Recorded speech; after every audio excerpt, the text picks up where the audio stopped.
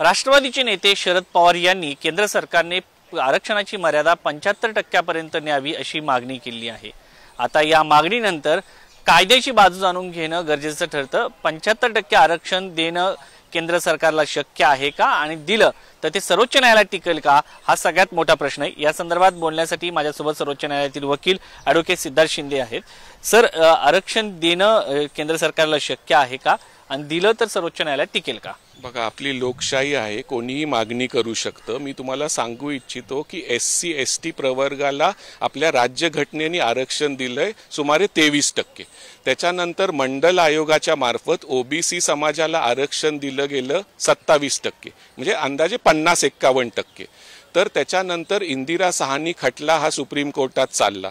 त्याच्यात सुप्रीम कोर्टाने जजमेंटमध्ये सांगितलंय की आता ही एवढीच मर्यादा ठेवा, SC ST 23 आणि 27 OBC आरक्षण, आणि ह्याच्या पुढे जाऊ नका। आणि जर तुम्हाला जायचं असलं ह्याच्या पुढे तर तुम्ही व्यवस्थित कारणं द्यायला पाहिजे, आणि जर ते पटलं तरच मग आम्ही ते एक्सेप्ट करू। त्याच्यानंतर तुम्हाला माहिती असेल की खूप राज्यांनी प्रयत्न केला, तामिळनाडू सोडून कुठं हे खास आरक्षण असं दिलं गेलेलं नाही, ते हायकोर्टाने किंवा सुप्रीम कोर्टाने हाणून पाडलेलं आहे। महाराष्ट्राच्या ह्याच्यात पण तसं झालंय। परत एक प्रयत्न महाराष्ट्राने आता केलेला आहे। आता ते प्रकरण आरक्षण बहाल आहे, पण प्रकरण हायकोर्टात पेंडिंग आहे, बॉम्बे हायकोर्टात, ते पण सुप्रीम कोर्टात येऊ शकतं। त्यामुळं कायद्यात कुठंच असं म्हणलेलं नाहीये राज्यघटनेत की तुम्ही आरक्षण 50%च्या वर जाऊ शकत नाही। हे एक जजमेंट आहे, त्याच्यात म्हणलं गेलेलं आहे। जर उद्या केंद्र सरकारने ठरवलं की कायद्यात घटना दुरुस्ती करायची आणि ऑल ओव्हर इंडिया आम्ही 60%, 70%, 80% आरक्षण आम्हाला द्यायचंय, तर त्याला त्यांच्यापासून कोण थांबवू शकत नाही। देशाचे विरोधी पक्ष नेत्यांनी पण मागणी केली आहे की आम्ही 50%पेक्षा जास्त आरक्षण देऊ आम्ही सत्तेत आल्यावर। आज NCP शरदचंद्र पवार यांच्या अध्यक्षांनी मागणी केलेली आहे की आम्ही तुम्हाला समर्थन देऊ आत्ताच्या केंद्र सरकारला, हे जर तुम्ही 75% केलं तरी। तर आता शेवटी हे केंद्र सरकारच्या हातात आहे किती टक्के आरक्षण द्यायचंय। पण एक दुसरी बाजू पण आहे, काही लोकांची म्हणणं आहे की जर तुम्ही जास्त आरक्षण दिलं तर मग वंचितांना तर आरक्षण मिळेलच, पण काही जे दुसरे समाज आहेत ते ऍक्च्युअली वंचित होऊन जातील। त्यामुळं ही थिन रेड लाईन आहे, ह्याच्यावर आता काय कसं करायचं ते केंद्र सरकार करेल।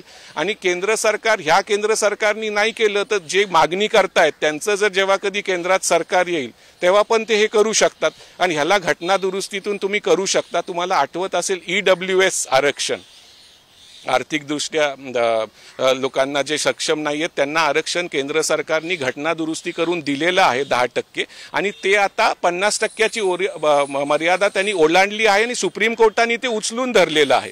तर जर केंद्र सरकारने ठरवलं की आरक्षणाचा टक्काच 70%, 75% न्यायचा आहे तर ते करू शकतात, घटना दुरुस्ती करून ते करू शकतात। आणि मग कोर्ट जरी कोण कोर्टात गेलं तर त्याचाच हस्तक्षेप होणार नाही। फक्त इंदिरा साहनीच्या त्यावेळेस 1991-92 मध्ये कोर्टाने सांगितलं होतं की तुम्ही 50%च्या वर आता जाऊ नका, आणि जर तुम्ही जाणार असला तर मग त्याच्यात कारणं द्या। आता महाराष्ट्राने पण कारणं द्यायचा प्रयत्न केला सुप्रीम कोर्टाला, ते सुप्रीम कोर्टाला पटलं नाही। आता आपण नवीन कायदा पारित केलेला आहे, आता ते पण मुंबई हायकोर्टात प्रलंबित आहे। आरक्षण अजून बहाल आहे, ते पण एखाद्या वेळेस सुप्रीम कोर्टात येऊ शकतं।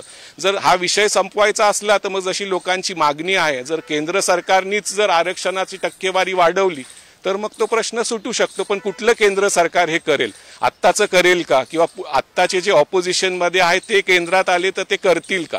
म्हणणं सोपं आहे की तुम्ही वाढवा, एवढं करा, पण ते करणं कोण करेल ते महत्वाचं आहे। राजकारण्यांना सर्व काही शक्य असतं, फक्त त्यांची इच्छाशक्ती महत्वाची असते। आता शरद पवार यांनी केलेल्या या मागणीवरती खरंच केंद्र सरकार आरक्षणाची मर्यादा वाढवतं का हे पाहणं महत्वाचं आहे। कॅमेरामन अनिलसह शिवाजी काळे, पुढारी न्यूज, दिल्ली।